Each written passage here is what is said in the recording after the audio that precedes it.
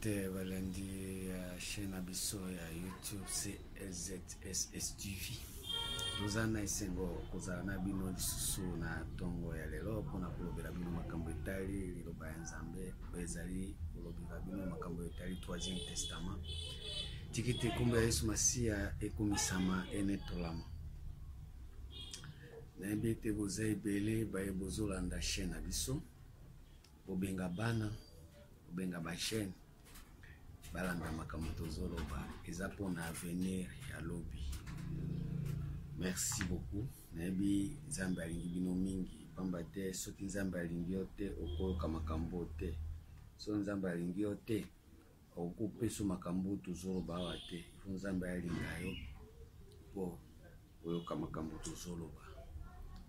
Tolobela mingi tozolobela lelo nano etali prière mabondeli. Mabondeli tozolobela yango pourquoi parce que bato ebele bazolinga kobondela, kosambela, kobondela, kosambela.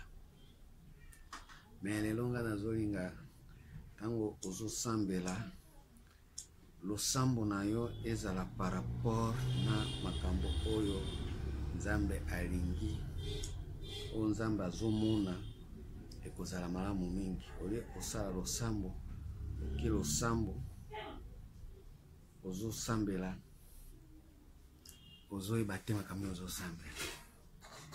Na mkanda ya Luc 11 balobi boye premier verset. Jésus priait un jour à un certain lieu. Jésus priait un jour à un certain lieu. Lorsqu'il y achevait, un de ses disciples lui dit, Seigneur, enseigne-nous à prier. Enseigne-nous à prier.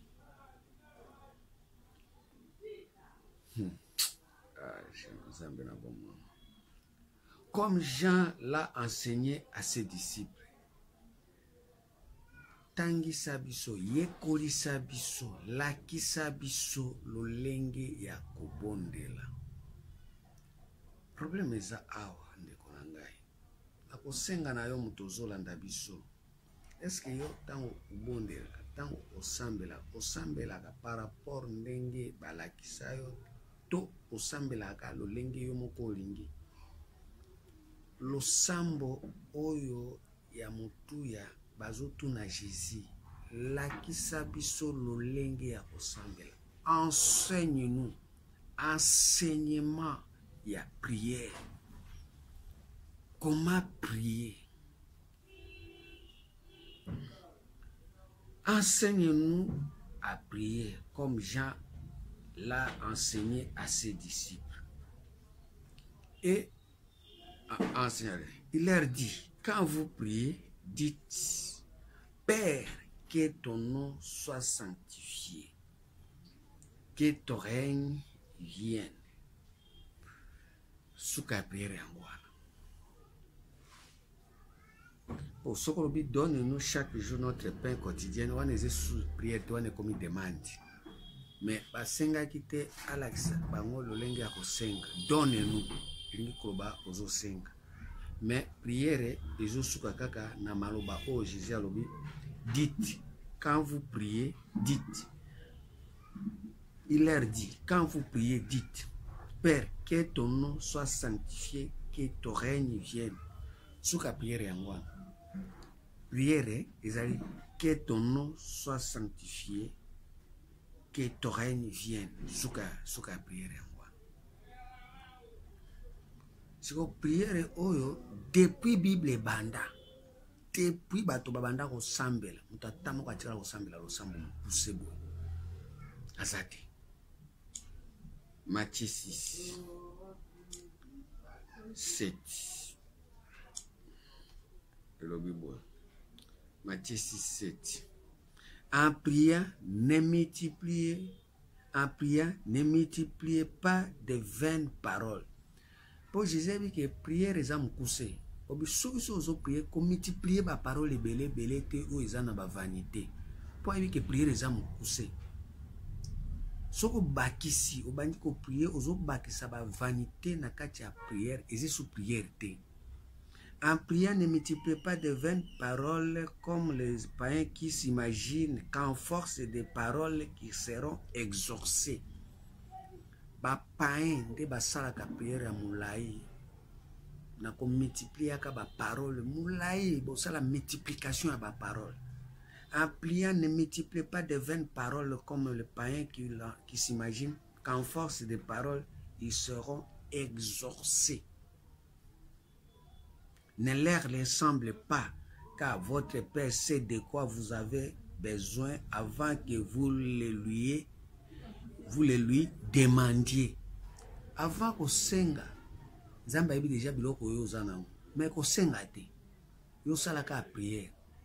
Na ko multiplier ka ba parole kula ba païen, okoya ko kota na kati ya ba vanité.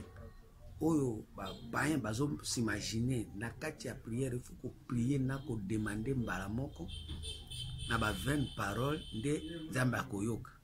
Or tango ozo prier salaka prière mukuse, que ton nom soit sanctifié, que ton règne vienne. Souka prière on ko multiplier te na ba 20 paroles. Balinga mikati na nkolo soko mbakisi kaka prière na ba vanité eze sous prière te. Et comme nini abomination. Proverbe 28. Proverbe 28, 9. Si quelqu'un détourne l'oreille pour ne pas écouter la loi, sa prière même est une abomination.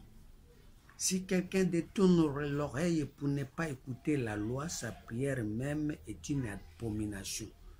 Si vous détournez l'itoï na yo, au bout ko ka onzamba alobi nini, loi na ye alobi ni concernant la prière.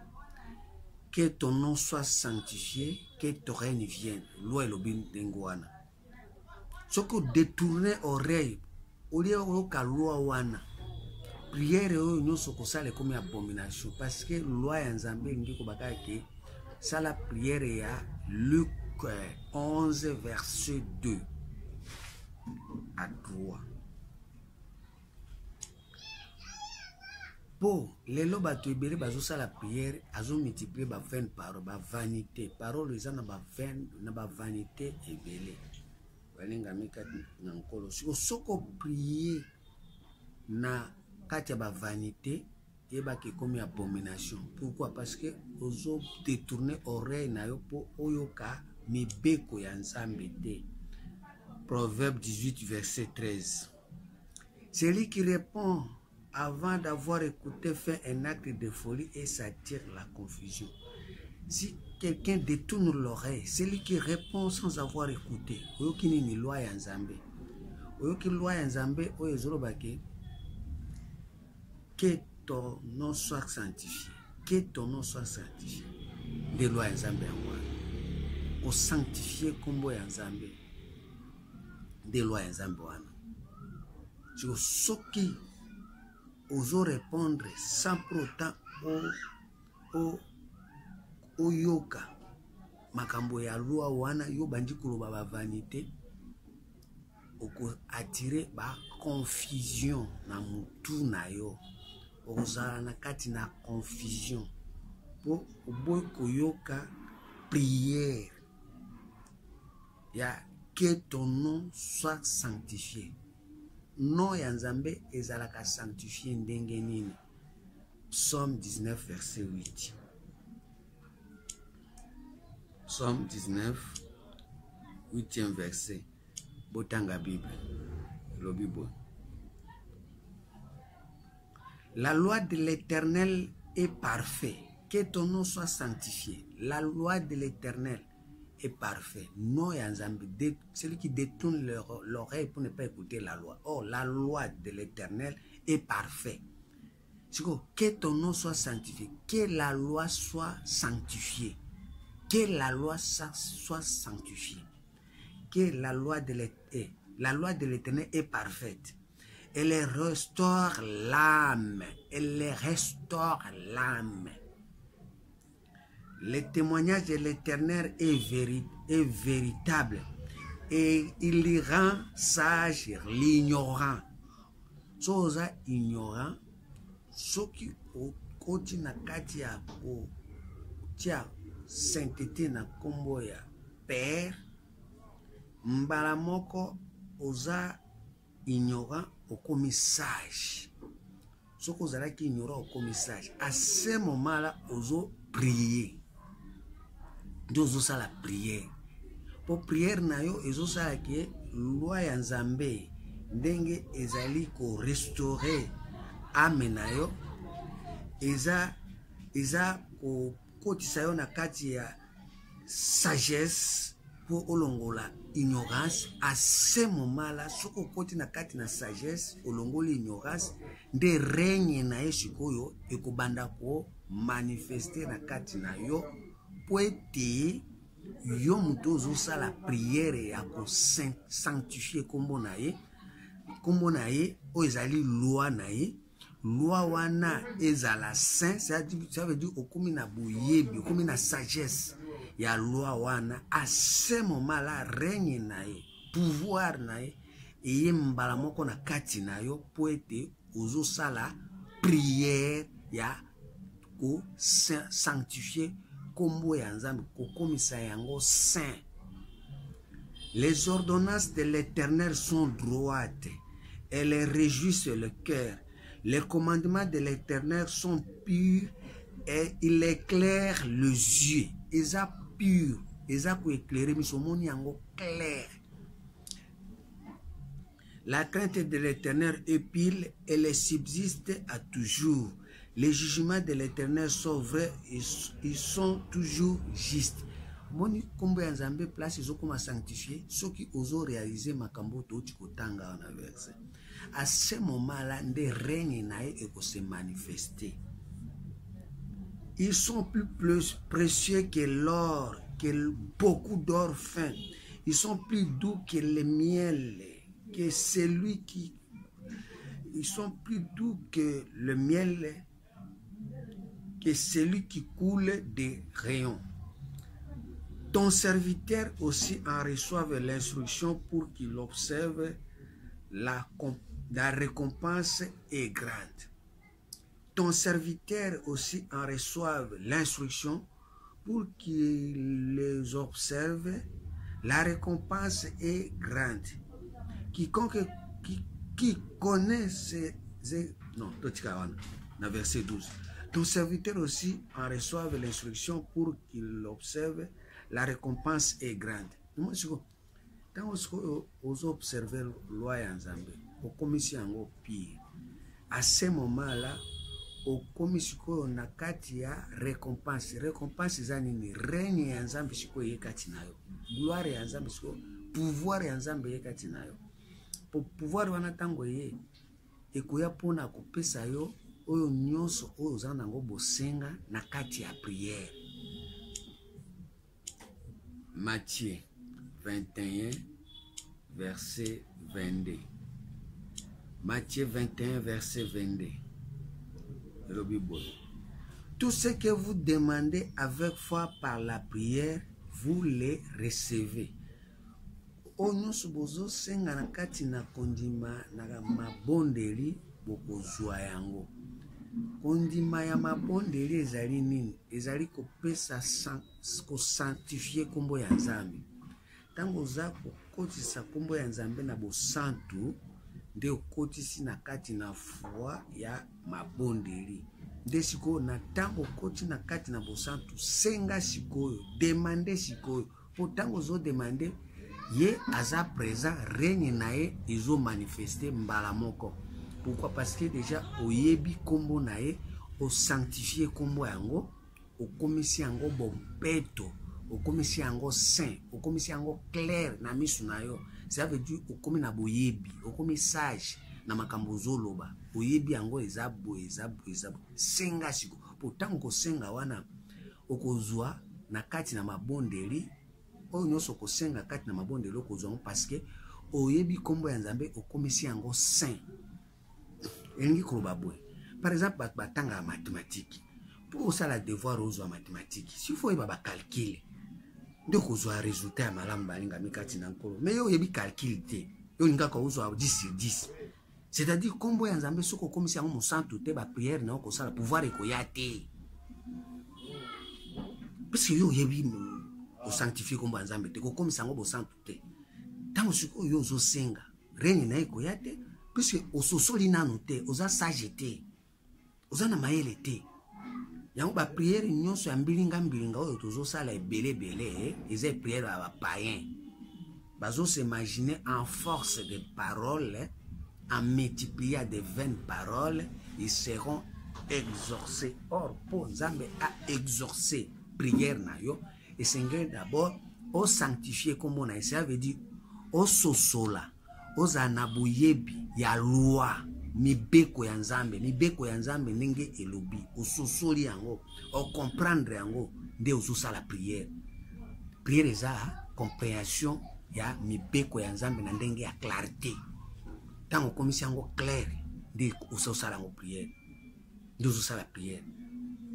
Mais ce que rejeter mibeko ya Nzambe, rejeter loi ya Nzambe, prière na yo eza abomination. Ça veut dire ozusa la prière ya ba ignorant. Or tango ozusa la prière ya ba ignorant, moye règne ya Nzambe, pouvoir ya Nzambe, po aya ko exécuter makambo yo zo senga ekokokisa mate. Sikoyo prière oyo okosala eza la prière oyo esali ke commandement ya Nzambe yo yebi yango, loi ya Nzambe oyebi yango, ososoli yango, eza kosala ba récitation te, eza kosala ba lecture te, ezali kokota na kati ya dimension ya compréhension ya connaissance exacte ya loi ya Nzambe de prière yango wana alingami kati na nkolo yango moni mukanda 1 Thessaloniciens 5 verset 16 elobi boy 1 Thessaloniciens 5 soyez toujours joyeux, priez sans cesse, soyez toujours joyeux. Zala toujours na esengo. Ça veut dire ce qui yo ososoli okomi na boyebi olongwe ignorant, zala toujours joyeux. À ce moment-là, oko prier sans cesse parce que ozolo wa makambo yo ozana bososoli nango règne pe zoya. Okoza toujours muto esengo tango yo zo sala prière ya sans cesse. Parce que yo zo ko exécuter oyo Nzambe azomona ke ozana boyebi. Deutéronome 32 verset 2. Zokita.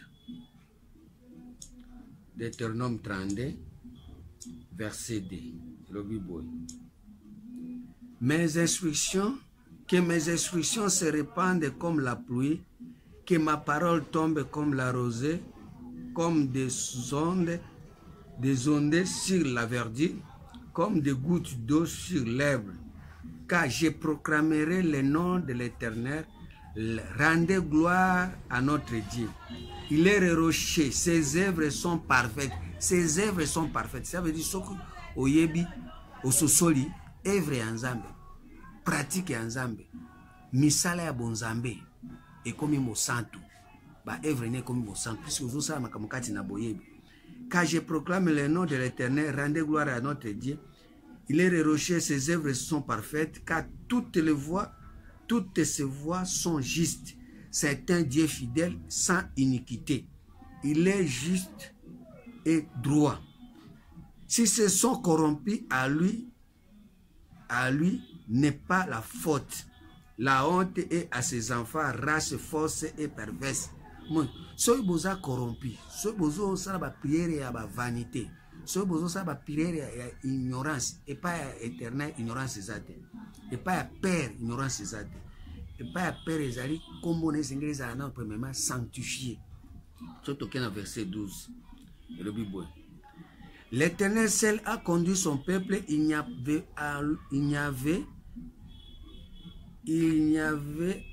avec lui aucun Dieu étranger. Moi, je dis, comme on a ce qui est ça, banzambe mususu, ba étranger, banzambe mususu, ba étranger, ba ozalade. Parce que on yoso bonde banzambe, o pesi na kombo na elo kumute, o sanctifier kombo na ete, o yamba banzambe belé, o yamba banzambe belé. Or kombo na nzambe soko lingi ko sanctifier ngo, angate ko sanctifier kombo na banzambe mususu. L'Éternel seul a conduit son peuple. et il n'y avait avec lui aucun dieu étranger. Banzambe mususu bakokota te. Banzambe mususu nini? Ozosala mabondeli na bakombo ya bato mususu. Ozosala mabondeli na kombo ya ba pasteur, na kombo ya ba bishop, na nzambe ya funganga. Non non non non non. Nzambe ya kingandi ça. Non non non non non. Wana kombo na ye eza kopesa masalite parce que ozosangisa banzambe mususu. Or soki yo moko okoti na kati ya boyebi ya bososoli, banzambe mususu bazala te, etene azaka moko. So banzambe mususu bazali wana ozosangisa bango. Or yalobi ye moko nde azokumba bana na ye. L'Éternel seul conduit son peuple. Ye moko nde azokumba ye. Akokumba susu na banzambe mususu te. Mais soki oza na prière ya solo okota banzambe mususu te.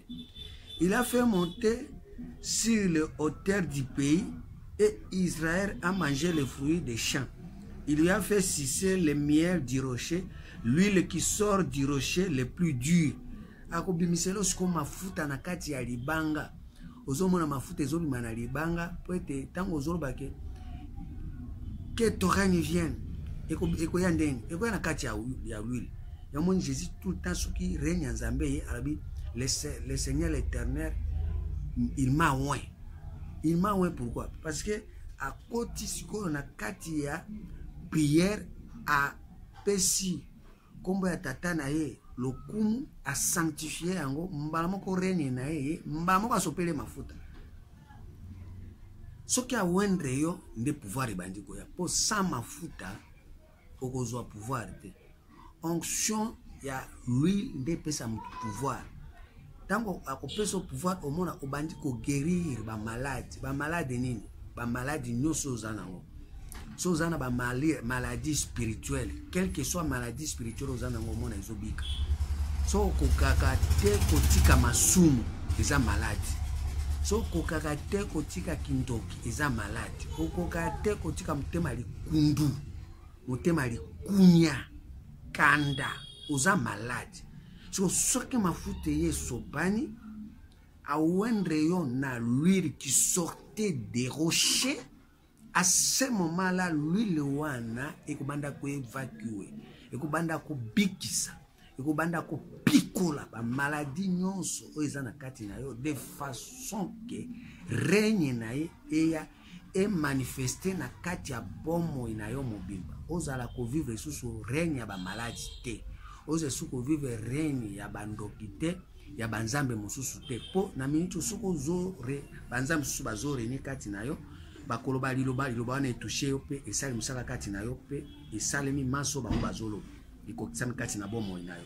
Mais soki yo opetoli kombo na ye règne na ye banzambe mususu bakoye suko ya kotia eloko na bango kati na yo te.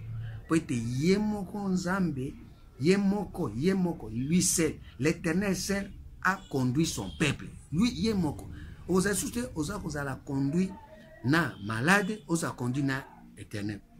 Oza conduit na lokuta, oza pe conduit na Éternel. Oza conduit na mtema mabe, oza conduit pe na Éternel. Oza conduit na haine, oza pe conduit na Éternel. Et oza bongo te ye moko nzambe nda banda sikoko Éternel nda banda conduire moninga mi. Tinan. Olo. Il fait monter sur les hauteurs akomati sona no liboso likolo. Pona nini? Po obanda kolongwa na se. Esika nini bato oyo bazala na se bazobela baobela nini maladie ya nyoka. Jérémie excusez, Jérémie 9 verset to bandata na 20 elobi bon to ba 19 qu'a décrit lamentable se font attendre de Sion. Et quoi? Nous sommes détruits, nous sommes couverts de honte. Il nous faut abandonner le pays. On a renversé nos demeures. Femmes, écoutez. Bazo basikoyo awa crie à lamentation, lamentable. Eza koyokana parce que Éternel azalaki nano kombo na ezali kopeto lamate. Règne na pe ezalaki te. Tango règne na ezate nde makambo nde ezosalema. Car des cris lamentables se font attendre de Sion. Écrit, bakri à lamentation des eaux, oyokana kaka. Zambe, gaye, na kati ba prière na makambo milai ba vanité Zambe ozo kanisa ozo prier ozo prier te ozo sa prière ba païen en force de parler au kanisi nde Nzambe ako exaucer yo. Car d'écrire la matable se font attendre des Sion. Et quoi? Nous sommes détruits, nous sommes couverts de honte. Il nous faut abandonner le pays. On a renversé nos demeures. Femmes, écoutez la parole. Si vous avez prière, femmes, écoutez la parole de l'Éternel. Et que votre oreille saisisse ce qu'il dit. Matoi na yo nano eyo kanano. Kobandano ko saba prière mbilinga te. Yo mwasi. Po biso nyonso ne tozabo oza na mandefu, oza na veste. Olati liputa. Mabaya. Na ngai na yo liboso ya Éternel yende aza ebu. Biso nsoza basi. Femme, écoutez. Oza na mandefu yoka. Oza na libaya yoka. Olati libaya yoka. Femme, écoutez la parole de l'Éternel et que votre oreille saisisse ce qu'il dit. Ce qu'il dit. Ce qu'il dit sa bouche. Apprenez à vos filles des chants lugubles. Enseignez-vous des complètes les unes aux autres. Apprenez à vos filles des chants lugubles. Boye kolisa bana na bino ya basi njemboyo izoyo kana bien, ozana koyo kana clair.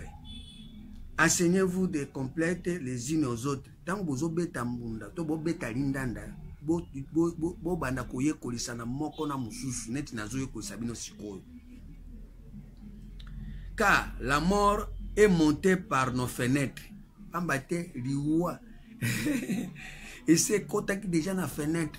Na ba porte nyonso awa na ngala ko ba na ba porte na ba fenêtre ngi ko bani e yo keri fenêtre o yo kaka olobaka tango ozo koti sawa bo liwa nde zokota ignorance. Proverbe 15 verset 24. Liwa se koti. Car la mort est montée par nos fenêtres. Elle a pénétré dans nos palais. Elle extermine les enfants dans les rues, les jeunes gens sur les places. Dit ainsi par l'Éternel, les cadavres des hommes tomberont comme du fumier sur les champs, comme tombe derrière les moissonneurs une gerbe que personne ne ramasse. Ainsi par l'Éternel, que les sages ne se glorifient pas de sa sagesse. Aux autres prières. Que les sages ne se glorifient pas de sa sagesse, que les forts ne se glorifient pas de sa force, que les riches ne se glorifient pas de sa richesse, mais que celui qui veut se glorifie d'avoir de l'intelligence et de me connaître. Au moins, si vous avez la prière, il faut vous en donner l'intelligence, de me connaître, de savoir que je suis l'Éternel qui exerce la bonté, les droits et la justice sur la terre. Car c'est à cela que je prends plaisir, dit l'Éternel.